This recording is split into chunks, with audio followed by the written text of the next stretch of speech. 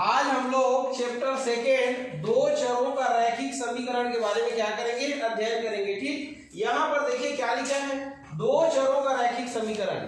तो आपको जो समीकरण दिया रहेगा उसमें कितने चर होंगे, दो चर। यहाँ पर आप देखिए आपको समीकरण दिया गया है ना। तो इसमें देखिए दो चर कौन कौन से हैं, एक्स और वाई, है कि नहीं है। दूसरा समीकरण है देखिए ये वाला, इसमें भी एक्स और वाई है कि नहीं है। तो आपका चैप्टर क्या है, दो चरों का रैखिक समीकरण। तो दो चरों का रैखिक समीकरण के बारे में समझ गए। आपको जो समीकरण दिया गया रहेगा उसमें कितने चर रहेंगे, दो चर। यहाँ पर चर कौन कौन सा है देखिए, एक्स और वाई। यहाँ पर चर क्या है, एक्स और वाई। ठीक है, तो चलिए हम लोग आगे बढ़ते हैं। तो आज मैं आप लोग को समझा रहा हूँ, देखिए ये व्यापक समीकरण निकाय के बारे में। किसके बारे में, व्यापक समीकरण निकाय के बारे में। ये देखिए ये तो व्यापक समीकरण निकाय क्या होता है, इसको देखिए। तो ये होता है a1x plus b1y is equal होता है c1, और होता है a2x plus b2y is equal क्या होता है c2। तो ये दोनों समीकरण क्या कहलाते हैं, व्यापक समीकरण निकाय। क्लियर हो गया। yes, अब देखिए ये व्यापक समीकरण निकाय को देखिए और ये दिया गया समीकरण को देखिए, दोनों आपको कैसे दिखाई दे रहे हैं, एक जैसे दिखाई दे रहे हैं ना। yes, sir। ये दोनों का रूप कैसा है, एक ही जैसा है कि नहीं है। ये देखिए इसमें x वाला पद, y वाला पद, फिर अचर पद। इसमें भी देखिए x वाला पद, y वाला पद, अचर पद। फिर देखिए x वाला y वाला अचर पद, उसमें भी x वाला y वाला अचर पद, है कि नहीं है। yes, sir। तो ये क्या है, हमारा व्यापक समीकरण निकाय है। ठीक, अब हम लोग क्या करेंगे, यहीं से प्रतिबंध के बारे में पढ़ेंगे। ठीक, तो प्रतिबंध क्या है देखिए, ये अद्वितीय हल, क्या अद्वितीय हल, ये होने हेतु प्रतिबंध, ये होने हेतु प्रतिबंध। ये अद्वितीय हल का मतलब क्या होता है, एक हल। अद्वितीय हल मतलब एक हल। ये जो समीकरण है व्यापक समीकरण निकाय, इसका एक हल होगा या एक अद्वितीय हल होगा। कब होगा उसको समझिए। आप चेक कैसे करेंगे कि ये जो समीकरण निकाय है इसका क्या होगा, एक अद्वितीय हल होगा। ये कैसे जानेंगे आप, तो इसके लिए क्या है देखिए, तो आप a1 अपान क्या करेंगे, a1 a2 यहाँ से मिलेगा आपको, फिर इज इक्वल करेंगे b1 अपान क्या करेंगे, b2। तो आप देखिएगा a1 अपान a2 की जो वैल्यू आएगी, जो मान आएगा, वो b1 अपान b2 के जो वैल्यू आएगी उसके बराबर नहीं रहेगा। आई बात समझ में। तो अगर a1 अपान a2 की वैल्यू b1 अपान b2 की जो वैल्यू है उसके बराबर नहीं है, तो इस स्थिति में ये जो व्यापक समीकरण निकाय है इसका क्या होगा, एक अद्वितीय हल होगा। एक अद्वितीय हल मतलब एक हल होगा, मतलब x का एक मान और y का एक मान। आ गया समझ में। yes, sir। दूसरा प्रतिबंध क्या है देखिए, तो अनेक हल होने हेतु प्रतिबंध। ये अनेक हल होने हेतु क्या, प्रतिबंध। ये तो अनेक हल होने के लिए क्या प्रतिबंध है, तो आप क्या करेंगे, a1 अपान a2 ज्ञात करेंगे, ये देखिए। फिर क्या करेंगे, b1 अपान b2 ज्ञात करेंगे। फिर क्या ज्ञात करेंगे, c1 अपान c2। इसमें c1 अपान c2 भी ज्ञात करना पड़ेगा। तो अगर a1 अपान a2, b1 अपान b2 और c1 अपान c2 कहीं तीनों कैसा आ गया, एक जैसा आ गया, इसकी वैल्यू इसकी वैल्यू इसकी वैल्यू, तीनों की वैल्यू कैसी आ गई, एक जैसी आ गई, तो ये जो समीकरण निकाय है इसका क्या होगा, अनेक हल होगा। क्या होगा, अनेक हल होगा। तो अनेक हल को ज्ञात कर सकते हो क्या, नहीं ज्ञात कर सकते हो। ठीक, अब तीसरा प्रतिबंध देखिए, ये एक भी हल ये नहीं होने हेतु क्या, होने हेतु प्रतिबंध। ये आ रहा है समझ में। yes, sir। तो एक भी हल नहीं होने के लिए क्या प्रतिबंध रहेगा, ये देखिए। तो आप a1 अपान a2 यहाँ भी ज्ञात करेंगे, ये देखिए। फिर क्या ज्ञात करेंगे, b1 अपान b2, और फिर क्या ज्ञात करेंगे, c1 अपान c2। तो a1 अपान a2 की वैल्यू b1 अपान b2 की वैल्यू के बराबर रहेगा, लेकिन ये c1 अपान c2 की वैल्यू बराबर नहीं होगा। मतलब ये एक दूसरे के बराबर रहेंगे, लेकिन ये वाला ना तो इसके बराबर रहेगा और ना ही इसके बराबर रहेगा। आ गया समझ में। तो ये क्या है, एक भी हल नहीं होने हेतु प्रतिबंध है। आ गया समझ में। तो आपको ऐसा समीकरण दिया जाएगा, ये कैसा समीकरण दिया जाएगा? ऐसा समीकरण दिया जाएगा और आपसे पूछा जाएगा कि वो जो दिया गया समीकरण है उसके अद्वितीय हल है कि एक भी हल नहीं है कि अनेक हल है, ये आपसे क्या किया जाएगा? पूछा जाएगा। क्लियर है?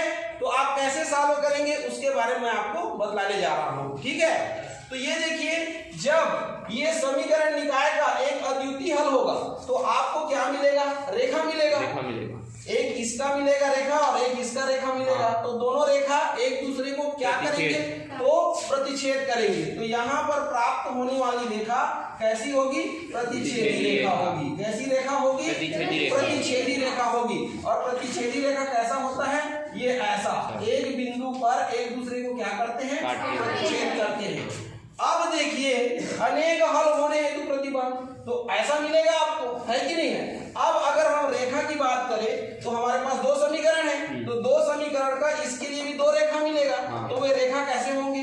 तो वे रेखा कैसे होंगे? देखिए, ये प्रतिच्छेदी रेखा, तो यहाँ पर समपाती रेखा। कैसी रेखा मिलेगा? समपाती रेखा। और समपाती रेखा कैसे रहता है? देखो, जैसे ये एक रेखा है, ये एल, तो इसी के ऊपर एक दूसरी रेखा रहेगी एम।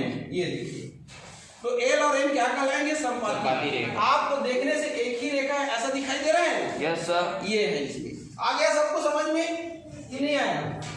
अब देखिए, एक भी हल नहीं होने हेतु प्रतिबंध, तो यहाँ पर जो रेखा प्राप्त होगी ना, वो होगी आपको समांतर रेखा प्राप्त होगी। कैसी रेखा प्राप्त होगी? समांतर रेखा। और समांतर रेखा कैसी दिखेगी? ये देखिए, तो ये इस प्रकार से दिखेगी। ये इस प्रकार से दिखेगी। मतलब इसको आगे बढ़ाओगे या पीछे हटाओगे तो ये एक दूसरे को काटेंगे नहीं, इनकी बीच की दूरी हमेशा एक जैसी बनी रहेगी। आ गया सबको समझ में? नहीं आया? अब आप बोलेंगे कि सर ये दो रेखा कैसे मिल रहा है? तो एक समीकरण से हमको एक रेखा मिलता है। जब प्लॉट करते हैं तो दो समीकरण है तो हमको दो रेखा मिलेगा। इसमें भी दो रेखा मिलेगा, इसमें भी दो रेखा मिलेगा। तो यदि देखिए हमको रेखा दे दिया है, पर भी से हम क्या कर सकते हैं? बतला सकते हैं कि दिया गया जो समीकरण है उसके कितने हल होंगे करके। अगर इसको दिया गया रहता है तो आई बात समझ में कि नहीं आया? और अगर कहीं ये रेखा नहीं दिया है तो हम ये जो फार्मूला है यहाँ से हम चेक करके बतला सकते हैं। तो हमारे पास किसी भी समीकरण निकाय के बारे में उसका अनेक हल होगा कि एक भी हल नहीं होगा कि अद्वितीय हल होगा, ये बताने के लिए हमारे पास दो तरीके हैं, एक यहाँ से और एक यहाँ से। क्लियर है? तो चलिए अब हम लोग क्या करते हैं? चेक करके देखते हैं। क्या चेक करते हैं? देखिए, तो एक हम लोग समीकरण लिख लेंगे, है कि नहीं, और उसके लिए क्या करेंगे? चेक करेंगे। ठीक है, तो ये देखिए, यहाँ पर आप देखिए, ये हमारा एक क्वेश्चन है। ठीक है, अब इस क्वेश्चन में आपको बतलाना है कि कैसी रेखा प्राप्त होगी। क्या बतलाना है आपको? कैसी रेखा प्राप्त होगी। और ये जो दिया गया समीकरण है इसका हल कैसा होगा? अनेक हल होगा कि एक भी हल नहीं होगा कि एक अद्वितीय हल होगा, ये आपको बतलाना है। तो कैसे सॉल्व करेंगे ये देखिए। तो सबसे पहले सॉल्यूशन लिखना, फिर क्या लिखना? देखिए, ये आप लिखना, ये दिया गया समीकरण, ये देखिए कि तुलना, ये क्या लिखना?